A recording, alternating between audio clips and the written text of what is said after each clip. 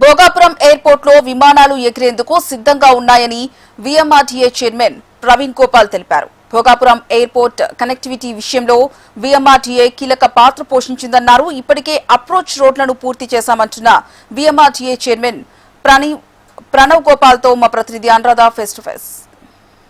సీతారామరాజు అంతర్జాతీయ విమానాశ్రయం భోగాపురం ఎయిర్పోర్ట్ ప్రారంభోత్సవం వేళ కనెక్టివిటీ చాలా కీలకంగా మారనుంది. దీనికి సంబంధించి వీఎంఆర్డీఏ ఇప్పటికే పనులన్నీ కూడా పూర్తి చేసేసింది. మరి భోగాపురం ఎయిర్పోర్ట్ ప్రారంభోత్సవానికి దేశ ప్రధాని నరేంద్ర మోడీ వస్తున్న సమయంలో అన్ని ఏర్పాట్లని కూడా వేగవంతంగా పూర్తి చేస్తున్నారు. దీనికి సంబంధించి వీఎంఆర్డీఏ చైర్మన్ ప్రణవ్ గోపాల్ గారు నాతో ఉన్నారు. ఒకసారి మాట్లాడదాం.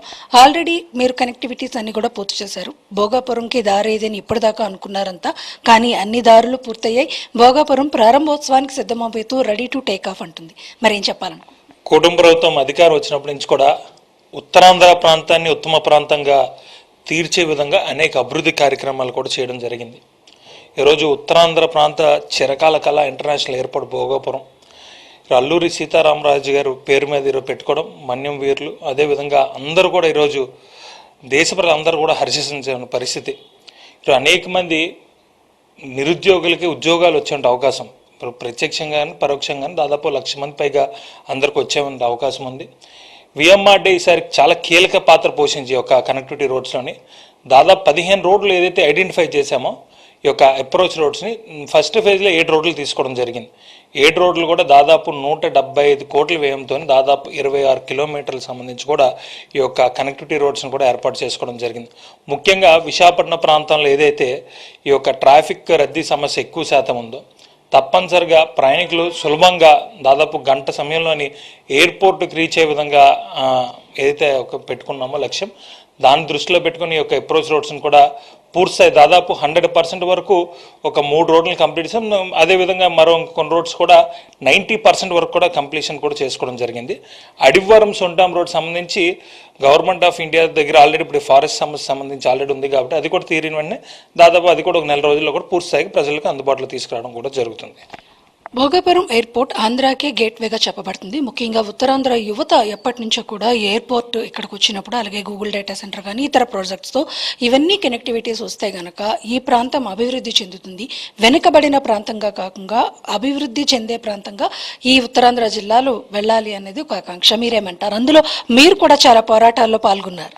అంటే ఈరోజు ఇది రావడం వల్ల అనేక పెట్టుబడులు ఈరోజు విశాఖపట్నం ప్రాంతం తీసుకున్నట్టయితే గౌరవ మంత్రి శ్రీ నారా లోకేష్ గారు విశాఖపట్నం ప్రాంతం మీద ప్రత్యేకమైన దృష్టి పెట్టడం జరిగింది. ముఖ్యంగా ఐటీ కంపెనీలు అనేకమైన ఈరోజు విశాఖపట్నం ప్రాంతానికి వచ్చాయి. గూగుల్ కానివ్వండి, సిఫీ కానివ్వండి, కాన్సినెంట్ కానివ్వండి మొదలుగా అనేక పెద్ద పెద్ద పరిశ్రమలు కూడా ఈరోజు విశాఖపట్నం రావడం. అదేవిధంగా అనకాపల్లి ప్రాంతంలో తీసుకున్నట్టయితే మనకి ఆర్సీఆర్ మెటల్ అతిపెద్ద కంపెనీ అక్కడ వచ్చింది, బ్లూ జెట్ కంపెనీ. సో అక్కడి నుంచి కూడా కనెక్టివిటీ ఉండాలని రాంబెల్లి రింగ్ రోడ్ కూడా మేము పెట్టడం కూడా జరిగింది. అది కూడా ఒక గంట సమయంలోనే ఎయిర్పోర్ట్కి రీచ్ అయ్యే విధంగా. అంటే విదేశాల నుంచి అనేక మంది పెట్టుబడిదారులు అందరూ కూడా ఈసారి వస్తారు కాబట్టి ముఖ్యంగా వాళ్ళు కనెక్టివిటీ మీద ప్రత్యేకంగా దృష్టి పెడతారు కాబట్టి సో అది కూడా దృష్టిలో పెట్టాం. పక్క దీనివల్ల టూరిజం డెవలప్మెంట్ కూడా జరుగుతుంది. మీరు తీసుకున్నట్టయితే అరకు లాంటి ప్రాంతం ఈరోజు అంతర్జాతీయ స్థాయిలోకి వెళ్తుంది. ఇటువంటి ఎయిర్పోర్ట్ రావడం వల్ల కూడా అనేక మంది ప్రయాణికులు విశాఖపట్నం రావడం, ఇటువైపు టూరిజం పరంగా కూడా పెరుగుతుంది. ఈరోజు 5 స్టార్ హోటల్స్ అనేకమైన హోటల్స్ అన్నీ కూడా ఈ ప్రాంతానికి వచ్చాయి కాబట్టి మీరు తీసుకున్నట్టే గత పాలనలో తీసుకున్నట్టు కనీసం అభివృద్ధి అన్న పేరు ఉత్తరాంధ్ర ప్రాంతంలో ఏ ఒక్క పౌరుడు కూడా వినలా.